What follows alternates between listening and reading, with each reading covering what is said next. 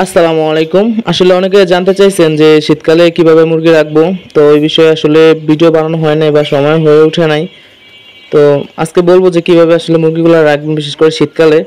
শীতকালে আসলে অনেকেই ভয় পায় মুরগি পালার ক্ষেত্রে। আসলে শীত গরম দুইটাতেই মুরগি পালতে হয়, যারা খামারি তারা অবশ্যই পালে। তো সেই ক্ষেত্রে কয়েকটা দিক একটু লক্ষ্য করলে আর এই মানে যে এই ঠান্ডার যে প্রবলেমটা এটা আসলে হয় না।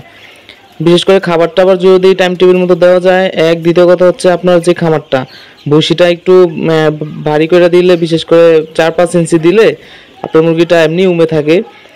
আর তৃতীয় হচ্ছে পর্দা ম্যানেজমেন্টটা যদি একটু ভালো থাকে, সুন্দর থাকে, তাহলে আর মুরগির ওইরকম ঠান্ডার প্রবলেম হয় না। আর সর্বপ্রথম যেটা, সেটা হচ্ছে আপনার ঘরের মধ্যে এই যে এরকম লাল লাইট লাগিয়ে দিতে হবে।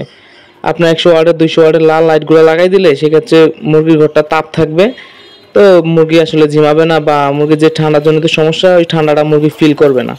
তো বিশেষ করে আপনারা যারা পর্দা দিবেন, আর হচ্ছে এই লাইটিং ব্যবস্থাটা একটু ভোগ করবেন, আর হচ্ছে আপনার এই ভুসিটা একটু করবেন, এই বিশেষ এই তিনটা করলেই মোটামুটি হয়ে যায়। তারপরে আবার মেডিসিন আছে, বিশেষ করে জিঙ্ক, থায়ামিন বা এই সমস্ত ভিটামিন জাতীয় খাবারগুলো, শরীর যেগুলো গরম থাকে খাইলে এরকম খাবারগুলো দিতে পারেন, মেডিসিনগুলো দিতে পারেন। তাহলে আর শীতে মুরগি এরকম প্রবলেম হবে না আশা করি। তো আসলে এই বিষয়টা অনেকে জানেন না। তো আসলে এইটুকুই আমি যেটুকু বললাম, এতটুকু যদি ম্যানেজ করেন, তবে ইনশাল্লাহ অনেকটাই আপনার মুরগিগুলো ভালো থাকবে। আর শীত গরম সব খামারিরা যখন খামার করে, তখন তাদেরকে শীতেও করতে হয়, গরমেও করতে হয়।